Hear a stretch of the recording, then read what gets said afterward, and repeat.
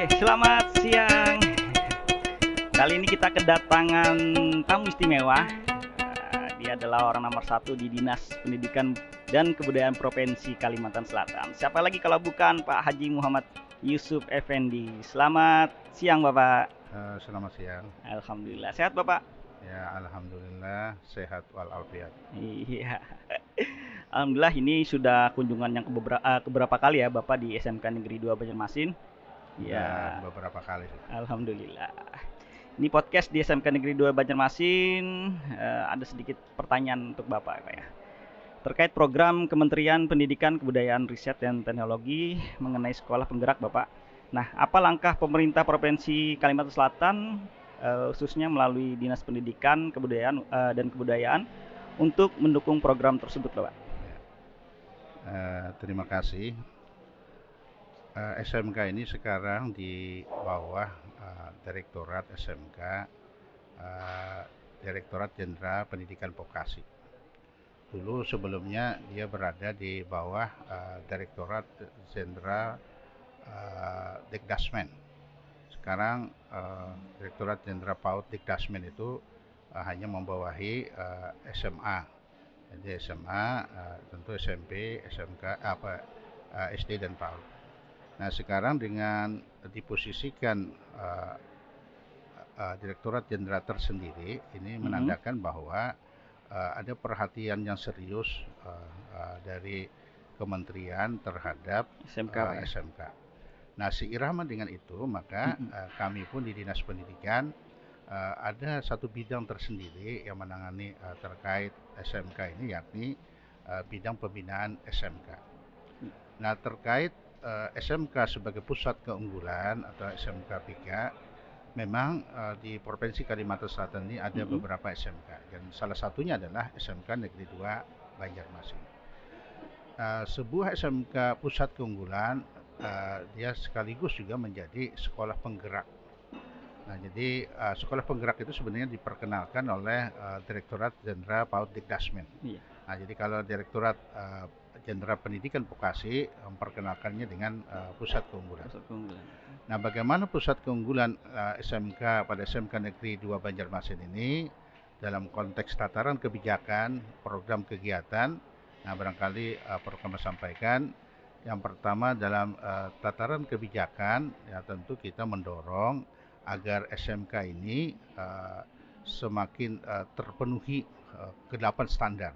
Jadi kalau kita bicara mutu kualitas pendidikan, maka tentu kita akan berorientasi kepada sesuai dengan PP 19 tahun 2009 yakni 8 standar. Betul. Nah oleh karena itu 8 standar ini yang pertama standar isi, kemudian standar proses, standar kompetensi lulusan, standar pendidik dan pendidikan, standar sarana prasarana, standar pembiayaan, standar pengelolaan, kemudian juga standar penilaian.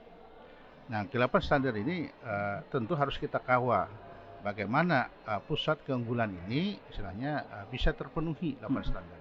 Nah, oleh karena itu tentu kita tidak boleh hanya bersandar kepada alokasi anggaran yang dikucurkan oleh pemerintah pusat, maka juga harus kita dukung melalui APBD agar terpenuhi ke-8 standar tadi. Jadi memang kalau standar 5 standar kita bekerja sama bersinergi dengan LPMP. Tetapi ada 3 standar yang harus kita tangani secara mandiri, yakni standar terkait pendidik dan tenaga pendidikan, standar sarana prasarana dan juga standar pembiayaan.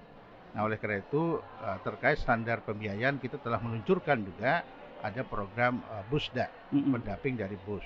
Kemudian terkait standar pendidik dan tenaga pendidikan kita juga telah mendorong kalau satuan pendidikan itu kurang tenaga pendidiknya, maka kita rekrut untuk mendukung istilahnya terpenuhinya standar pendidik dan tenaga pendidik. Dan ini tidak sedikit alokasi anggaran yang kita kucurkan. Kalau secara dalam spektrum Kalsel itu butuh dana kurang lebih 135 miliar.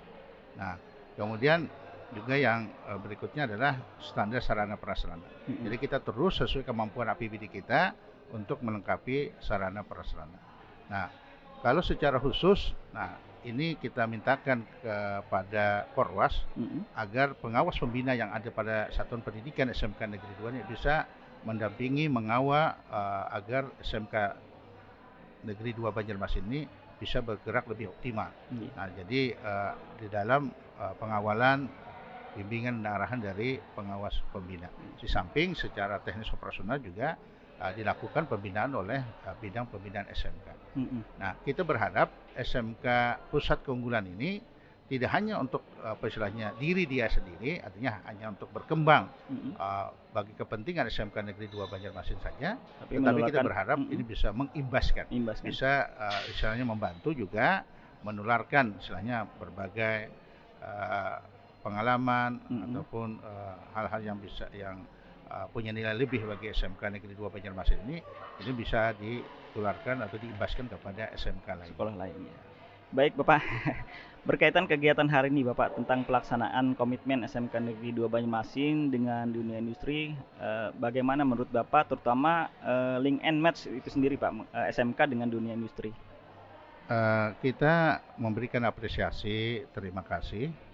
Memang sebuah SMK tidak boleh dia terkungkung pada SMK itu sendiri. Artinya dia harus membuka hubungan, membuka kerjasama, koordinasi kerjasama dengan dunia usaha, dunia industri. Karena tidak mungkin anak-anak kita itu punya sertifikasi uji kompetensi kalau tidak dikawal oleh dunia usaha, dunia industri. Jadi dunia usaha, dunia industri kita berharap apa yang kita kenal sering istilah link and meet itu benar-benar bisa istilahnya bekerja sama dengan SMK ini tidak hanya di hilirnya, tetapi dari hulu ke hilir, atau dengan bahasa lain dari A sampai Z. Nah, oleh karena itu di hulunya dunia usaha, dunia industri kita berharap tidak hanya sekedar tanda tangan MOU, tetapi juga harus ada tataran implementatifnya, aplikatifnya. Jadi artinya dia harus pertama menyinkronkan kurikulum yang ada pada SMK dengan apa yang dibutuhkan oleh dunia usaha. Jadi ada sinkronisasi, integrasi atau istilahnya perpaduan antara apa yang menjadi kewajiban bagi sekolah tentu dengan kurikulum nasional 2013. Nah, maka dipadukan dengan kepentingan dari dunia usaha, dunia industri tadi. Nah, ketika ini sudah merupakan kolaborasi, perpaduan, integrasi, sinkronisasi kurikulum tadi, maka inilah yang dilaksanakan di SMK itu. Nah, tetapi ketika mau melaksanakan, maka tentu ada upaya pencerahan, pembekalan yang dilakukan oleh dunia usaha industri kepada guru, barangkali kepada guru yang merupakan guru produktif, program keahlian yang dikerjasamakan tadi. Nah, begitu juga dia bisa memberikan informasi, referensi, memperkaya bagi peserta didik kita. Nah, kemudian ini ketika berjalan, nah kita berharap juga karena SMK ini kan dana tadi terbatas, walaupun kita bisa mendorong APBD dan APBN istilahnya bersama-sama, tetapi tentu juga terbatas. Maka kalau ada program keahlian yang belum punya RPS, tetapi dunia usaha, dunia industri memiliki tempat untuk praktik siswa kita, nah maka tentu kerjasama ini kita berharap juga bisa dimanfaatkan RPS dunia usaha, dunia industri tadi untuk anak-anak kita. Nah, karena di dalam pengawalan mereka RPS yang mereka miliki, maka tentu kita berharap kalau kita bicara pendekatan sebuah sistem ada input, proses, output, maka tentu outputnya nanti pasti sama dengan apa yang diharapkan oleh mereka. Industri, ya, nah, jadi sehingga tidak lagi mereka melakukan tes kebingungan atau menyaring, tetapi langsung istilahnya sudah siap kerja. Sudah siap, siswa SMK sudah siap, artinya sudah terlatih Pak ya, jadi, sesuai dengan keinginan industri. Sesuai ukuran mereka. Betul sendiri. Pertanyaan terakhir Pak Muhammad Yusuf, ini berkaitan kegiatan ini Pak, Bapak tadi kan sudah keliling Pak ya, melihat hasil karya siswa. Itu ada beberapa Bapak dari bahan tidak apa istilahnya bahan bongkar bangunan, akhirnya seperti meja itu sendiri jadi bagus Pak. Nah, harapan Bapak setelah ini apa Pak untuk siswa SMK Negeri 2 sendiri secara khusus dan secara umum untuk siswa SMK di di Provinsi Kalimantan Selatan? Jadi kita berharap anak-anak kita terus berkarya, anak-anak kita terus meningkatkan kualitas hasil karyanya, dan kita berharap ada semacam showroom, barangkali inilah gedung untuk showroom, jadi sehingga masyarakat bisa melihat. Nah, harapan kita masyarakat sebagai customer jadi bisa misalnya kalau membutuhkan langsung bisa transaksi di sekolah misalnya. Nah, jadi sehingga sekolah satu sisi dapat penghasilan, sehingga bisa dimanfaatkan untuk istilahnya pengadaan bahan-bahan praktik anak kita.